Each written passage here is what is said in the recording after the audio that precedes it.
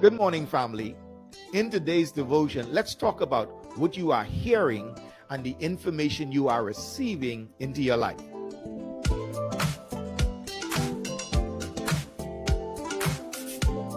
We've been sharing from the book of Mark, chapter 4, where Jesus gave the parable of the sower and the seed.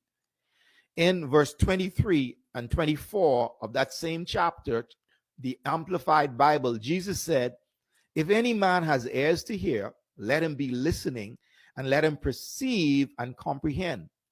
Be careful what you are hearing. The measure of thought and study you give to the truth you hear will be the measure of virtue and knowledge that comes back to you, and more besides will be given to you who hear." Now, that's amazing because Jesus calls our attention to paying attention to what we are listening to. And while we have ears to hear everything, we don't have to listen and pay attention to all of it, especially if it is not truth as God has determined it.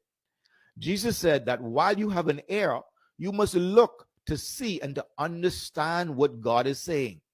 If God's message will benefit you in your life, you must do this. He said that the measure or the level of thought and study you give to what God is showing you through His Word will determine how your life conforms and reflects God's message in your heart. To get more results in your life from God's Word, it requires giving it thought and study. And that means that we meditate on God's Word and we learn to do what God requires of us.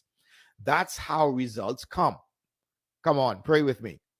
Father, I thank you for a heart that will meditate and learn to do what you require of me. Hey, if you've enjoyed this, share it with your family and your friends. And don't forget to like and to subscribe to our YouTube channel. Blessings.